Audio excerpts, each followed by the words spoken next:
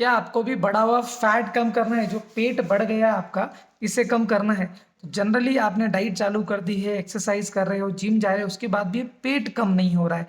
First of all आपको समझने की ज़रूरत है, आपकी बॉडी के अंदर जो फैट बढ़ा हुआ है, उसका कारण क्या है?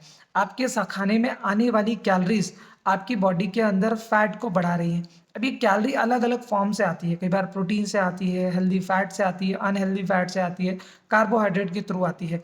अगर आपकी ज़रूरत से ज़्यादा कैलोरीज़ आप आपकी डाइट में रख रहे हो, तो बची हुई कैलोरी जो आपने यूज़ नहीं की है, वो कैलोरी ग्लूकोज़ के रूप में बॉडी में स्टोर होती है, जो आपका अगर आपने यूज़ नहीं किया तो फैट में कन्वर्ट हो जाती है।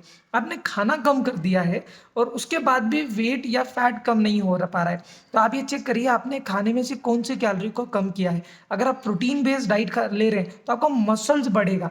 आपने अगर फैट बढ़ाया तो आपके हेल्दी फैट बढ़ाया है, तो आपके ब्रेन के लिए, जॉइंट्स के लिए, हार्ट के लिए वो इंपॉर्टेंट है। बट अगर आपकी डाइट में से आपने कार्बोहाइड्रेट को नहीं कम किया है, जो सिंपल फॉर्म में आ रहा है, रोटी, सब्जी, दाल, चावल, ब्रेड, बटर, अलग-अलग फॉर्म में हम खाते हैं। अगर वो कैलोरी ज़्यादा है और जिसको आप बर्न नहीं कर रहे हैं, यूज़ नहीं कर रहे हैं, तो वो बची हुई कैलोरी आपकी बॉडी में स्टोर्ड हो रही है और वो फैट में कन्वर्ट हुई है। तो आपको चेक करनी है कि आप कैलोरी कितनी आपकी ज़रूरत है, उससे कम कैलोरी आपको खानी है, उतनी कैलोरी खानी है। आपको 300 से 500 कैलोरी डेली जलानी है, मतलब एक्सरसाइज के थ्रू बर्न करनी है और खाने में आने वाली कैलोरी को अलग-अलग फॉर्म से लेना है। उसमें प्रोटीन भी आना चाहिए, हेल्दी फैट भी आना चाहिए, फाइबर भी आना चाहिए और कॉम्प्लेक्स कार्ब्स और थोड़ा सिंपल कार्ब्स आना चाहिए। तो इस तरह से कॉम्बिनेशन में आप अपनी कैलोरी को बैलेंस करते हैं, तो आपका वेट कम होता है, आपकी बॉडी से फैट कम होता है और बॉडी का जो साइज़ बढ़ गया है, यानी इंचेस बढ़ गई है, कमर बढ़ गई, वो भी कम होना चालू होती है। कितनी भी एक्सरसाइज करें, डाइट को बैलेंस नहीं करेंगे, कैलोरी को कंट्रोल नहीं करेंगे,